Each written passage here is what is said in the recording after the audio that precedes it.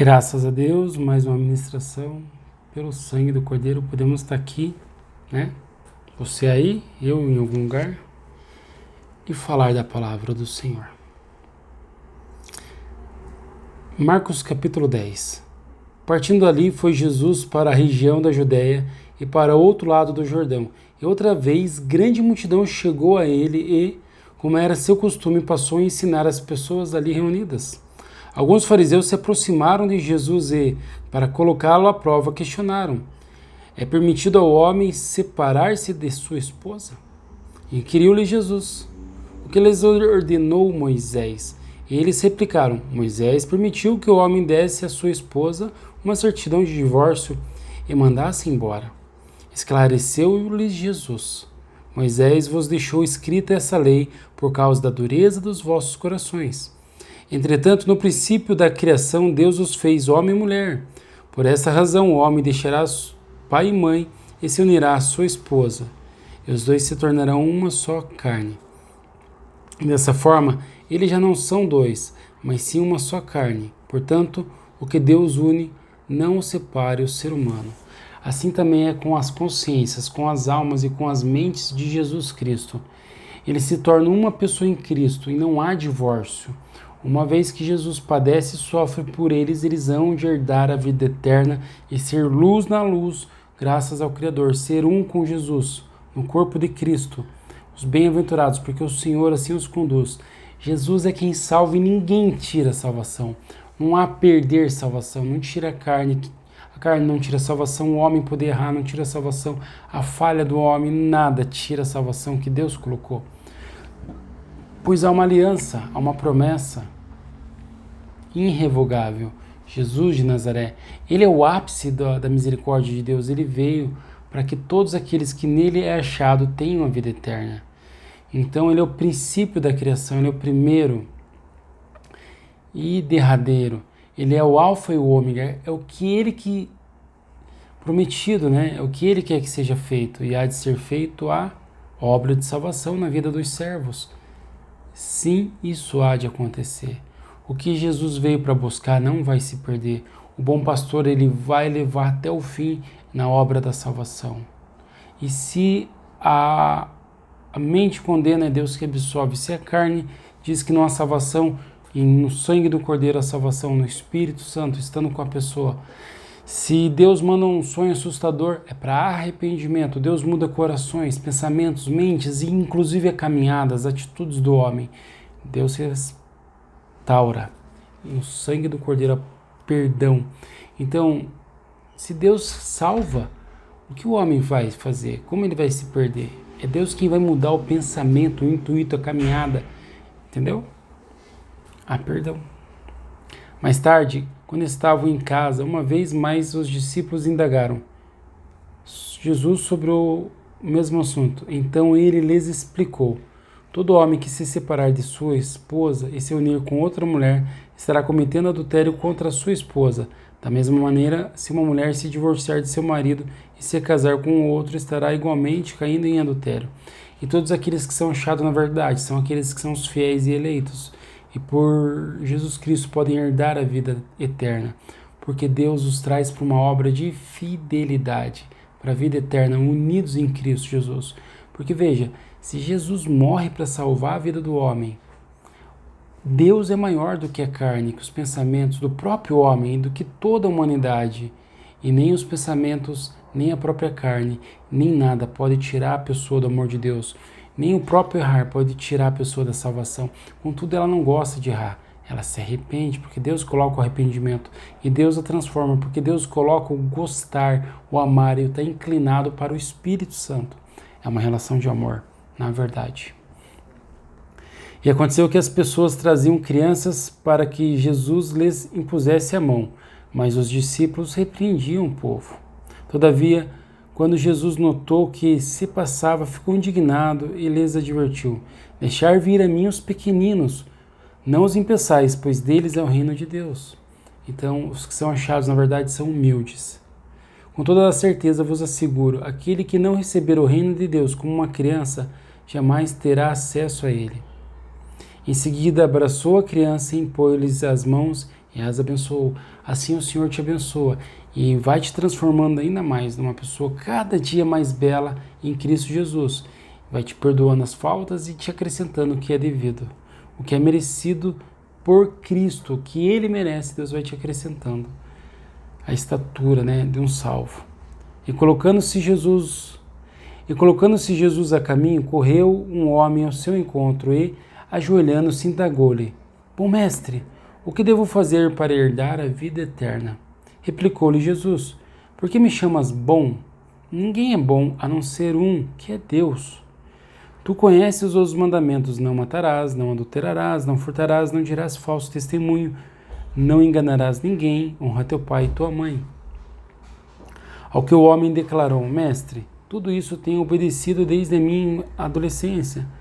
Então Jesus olhou com atenção, com compaixão, e lhe revelou: Contudo, te falta algo mais importante. Vai, vende tudo o que tens, entrega-os aos pobres e receberás um tesouro no céu. Então vem e segue-me. Você viu que linda essa palavra? Ele diz que sobre cumprir, né, os mandamentos. As pessoas não cumprem o mandamento para herdar a vida eterna. Elas cumprem o mandamento porque ele as faz cumprir, entende? Com a palavra dele. Porque ele disse assim, aquele homem, cumpre. Mas é porque ele coloca a pessoa a cumprir. Ele faz ela obedecer. Entende? Então a pessoa não cumpre o mandamento para viver. Ela cumpre o mandamento porque Cristo está conduzindo ela para o bom caminho. E em Cristo ela está acima das obras da lei. E o vender o tesouro é um garladão que tem, né? Vender as coisas que tem para receber um tesouro no céu. É um garladão no céu, porque a vida é certa em Cristo Jesus. É só Jesus que dá a vida, não é a obra da pessoa que ele acrescenta a salvação, ou que dá a salvação, entende? E nem eu errar que tira a salvação, porque é Deus quem perdoa. Diante disso, o homem abateu-se profundamente e retirou-se entristecido, pois possuía muitos bens. Ele, tendo os bens, ele falou: nossa, tem que desfazer de tudo para herdar a vida eterna. Ele pensou dessa maneira. Logo a conversa, Jesus revela algo maior, porque ele não percebeu que era para vender o que tem para fazer um tesouro no céu. Um tesouro para ser acrescido de luz, né? Quanto mais benignidade, mais luz, mais amor. Então, Jesus, observando ao redor, declarou aos seus discípulos: quão difícil é para aqueles que possuem muitos bens ingressar no reino dos céus. Ele disse difícil. Os discípulos ficaram perplexos diante de tais palavras. No entanto, Jesus insistiu em lhes afirmar: filhos, entrar no reino de Deus é de fato muito difícil. É mais fácil passar um camelo pelo fundo de uma agulha do que um rico entrar no reino de Deus. Note, chamou eles de filhos. Se já são filhos, já são herdeiros. Se já está chamando de filho, porque o pai o chama. Então o pai o revelou-se a eles. E disse mais. Sobre a dificuldade, né? Os discípulos ficaram muito assustados e começaram uns aos outros e comentavam uns aos outros, sendo assim: quem conseguirá se salvar? Olha essa palavra: quem conseguirá se salvar? E Jesus, fixando neles o olhar, lhes revelou: para o homem isso é impossível, todavia não para o Senhor, pois para Deus tudo é possível, nada é impossível. Não para o Senhor, não para Jesus. Então é Ele quem vem e salva.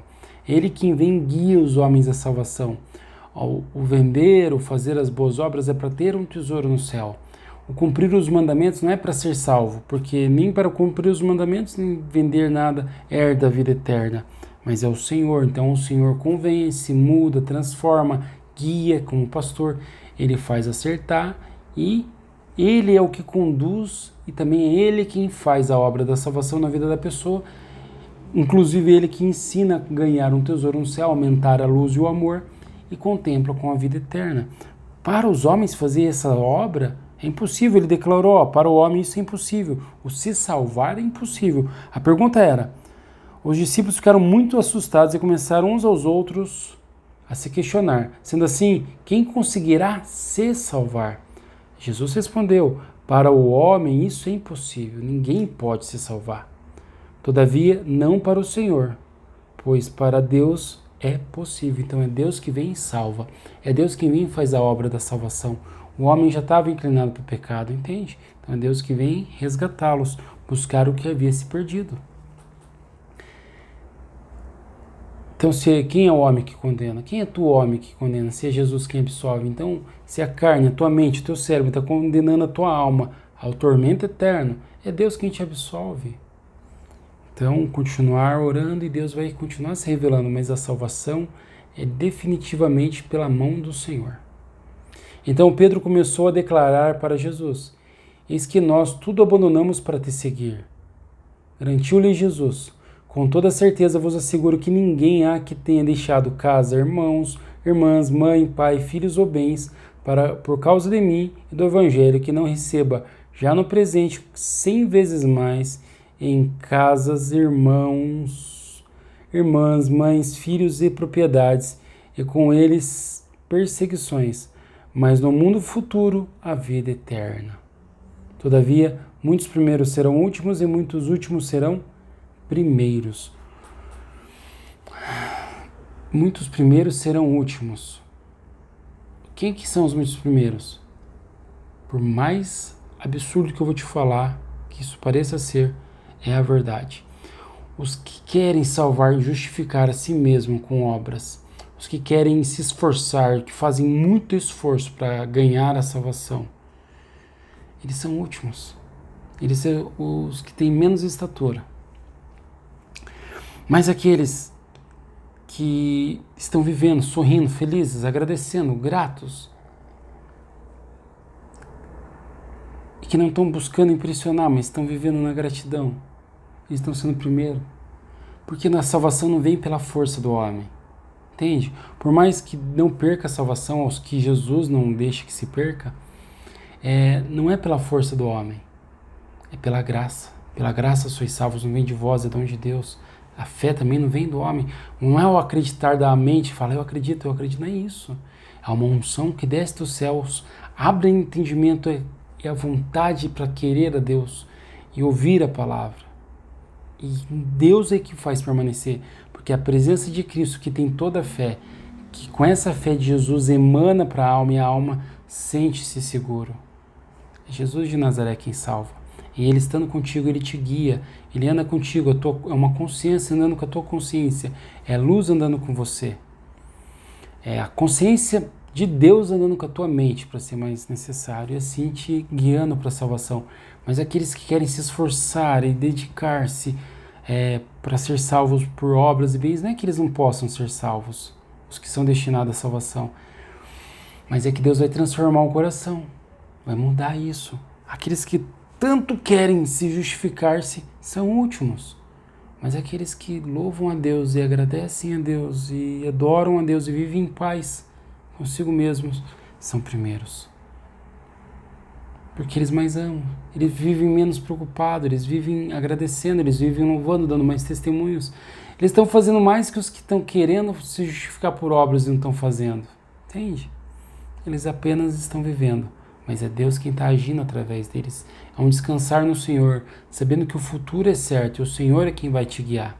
Não depende da tua mão, não depende de você querer fazer. É Deus quem vai agir. Confiai no Senhor e Ele tudo fará.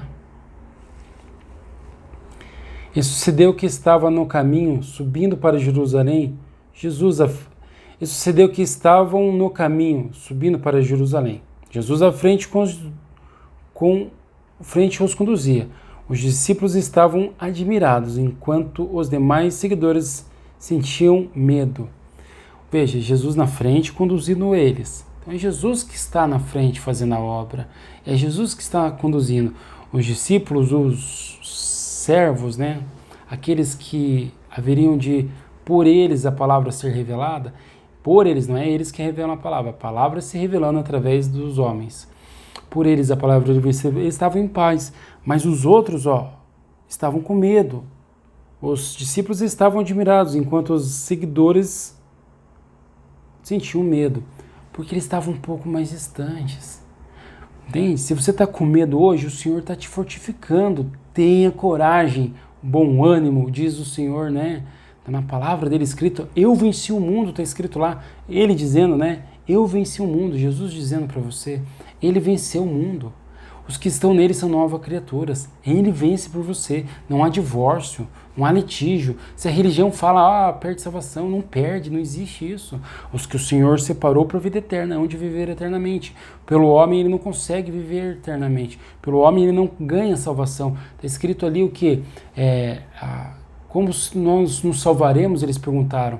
Jesus disse, ao homem isso é impossível. Mas para Deus nada é impossível. Então não é o homem que vai fazer uma obra para ser escolhido por Deus. Vai falar, eu aqui, me pega eu. Ou vou chamar a atenção de Deus, vou dar berro, vou gritar, vou fazer... Não. Jesus separou, Jesus Cristo determinou. Ele colocou em ti o Espírito Santo e ele te guia na luz da verdade. Ele transforma o teu coração, ele te dá sonho, ele muda o teu coração, faz você se arrepender, coloca amor em você, te coloca paz, transforma o teu ser, tira aquela pessoa que andava daquele jeito, faz andar mais humilde, coloca, acrescenta em fé. Ele te transforma, entende? Então os que estão ouvindo a palavra, os que estão sendo usados para manifestar a palavra de Deus, eles estão mais tranquilos, né? Porque eles estão, os primeiros que estão ouvindo, estão mais tranquilos. Mas o Senhor, quando a palavra é dita ao teu coração, ele vibra também. E aí você sente essa paz. Você sente o manifestar do Espírito. Quando é dito aqui, manifestando em você o sentimento, poder agindo em você. E esse é o Senhor te testificando. Olha, fica tranquilo, eu venci o mundo. Você está em mim e eu estou contigo. Algo nesse sentido, né? No que se diz do testificar. O Espírito Santo te trazendo a consolação. Eis que subimos para Jerusalém, e o Filho do Homem será entregue nas mãos dos chefes dos sacerdotes e dos mestres da lei. Eles o condenarão à morte e o entregarão aos gentios. Entregarão aos gentios que zombarão dele. Eles cuspirão, torturarão e finalmente o matarão. Contudo, após 3 dias, ele ressuscitará. Bendito seja o Senhor, louvado seja Deus. Foi então que Tiago e João, filho de Zebedeu, chegaram mais perto dele e lhe solicitaram: Mestre, desejamos que nos conceda o que vamos te pedir. E aqueles homens interrogam, né? Eles querem de Jesus algo. E Jesus respondeu-lhes, o que quereis que eu vos faça? Ao que rogaram, permita-nos que na tua glória nos assentemos um à tua direita e outro à tua esquerda. Ponderou-lhes Jesus: não sabeis o que estáis pedindo. Podeis vós beber do cálice que eu vou beber e ser batizado com o batismo que estou sendo batizado? Podemos, replicaram eles. Então Jesus lhes revelou: sim, podereis beber o cálice que eu bebo, e de fato recebereis o batismo com que sou batizado. Todavia, o assentar-se à minha direita ou à minha esquerda não cabe a mim conceder. Esses lugares pertencem àqueles para quem foram preparados. Então, há uma organização incrível, extrema e perfeita no reino dos céus. Tudo organizado. Ele pergunta-se sobre o batismo: recebereis o batismo com que sou batizado. Jesus é batizado com Deus, com a luz, com a divindade. Ele vem sendo a palavra de Deus e sendo o Espírito Santo, porque é consciência santa, e ainda é batizado com a luz de Deus aqui também. Para que assim seja, que todos aqueles que nele estejam acesos também estejam. Mas os lugares, está feito, está determinado, está tudo feito desde antes da fundação do mundo. Já tem assentos e já tem os convidados e os que serão aceitos e assentar-se-ão, entende? Então é algo preparadíssimo. Então assim você tem o seu lugar, cada um o seu, Deus o sabe. E ninguém tira os lugares. Por exemplo, aquela pessoa do lado de Cristo, ninguém remove ela de lá, está preparado, não há uma troca, não há um cambiar também. Assim que os outros 10 ouviram esse assunto, ficaram indignados contra Tiago e João. Jesus, por sua vez, os convocou e orientou. Sabeis que aqueles que são considerados governantes das nações as dominam e as pessoas importantes exercem poder sobre elas.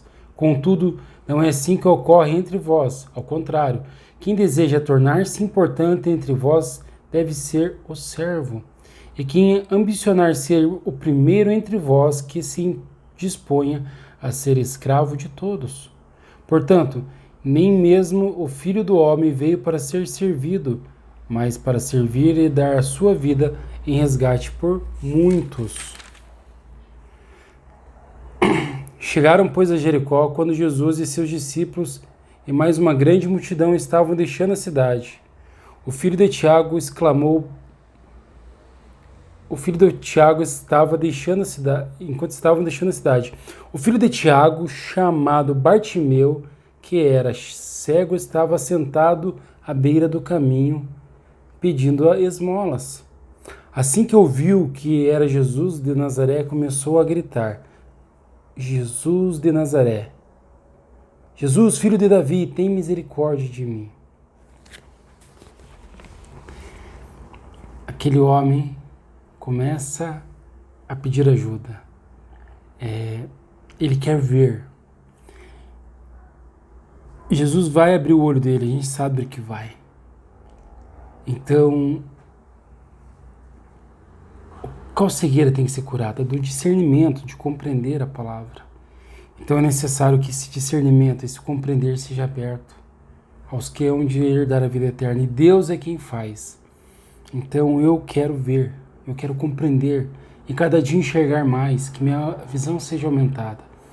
Logo não depende de mim, depende da mão do Criador, né? Aquele homem se humilhava pedindo: Deus, eu quero enxergar. Jesus, filho de Davi, tem misericórdia de mim. Muitos o advertiram severamente para que se calasse, contudo ele gritava ainda mais: Filho de Davi, tem misericórdia de mim. Foi então que Jesus parou e pediu: Chamai-o. E assim foram chamar o cego. Ânimo, homem, levanta-te, ele te chama. Jogando a sua capa para o lado, deu um só salto, colocou-se em pé e foi ao encontro de Jesus. Então, Jesus disse, né? Nenhum daqueles que vem a mim os lançarei fora. Você quer entendimento, quer sabedoria? Deus te dá a sabedoria, Deus te concede. Você quer compreender? Deus te dá o compreender. É um caminhar, então tem que levantar-se e ir, né? Ele chama, o mestre chama ao vencer, então é preciso alimentar-se da luz, do pão de Cristo, o pão que desce do céu, porque a luz é o entendimento. Quanto mais se alimenta, mais luz tem e há a certeza da vida. Então, se Deus está te dando a compreender a palavra, se Ele está te dando discernir, é porque Ele está te dando ver. E se Ele está te fazendo esse milagre, quer dizer que Ele teve misericórdia. Porquanto Deus disse: eu terei misericórdia de quem eu quiser ter misericórdia, né? Então, se Ele está tendo misericórdia, é porque Ele quis.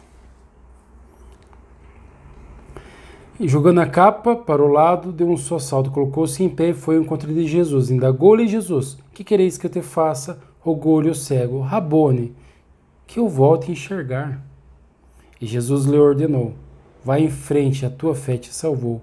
No mesmo instante, o homem recuperou a visão e passou a seguir a Jesus pelo caminho.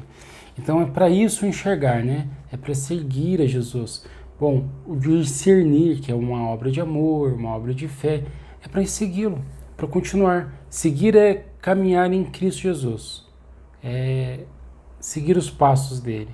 Quer dizer que ele está indo à frente e fazendo em tua vida.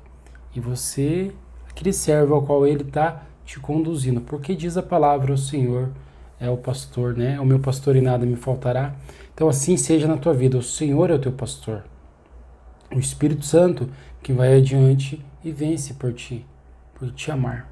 Graças a Deus, Ele que te dá a vida e te carrega em paz. Graças ao bom nome do Senhor. Amém.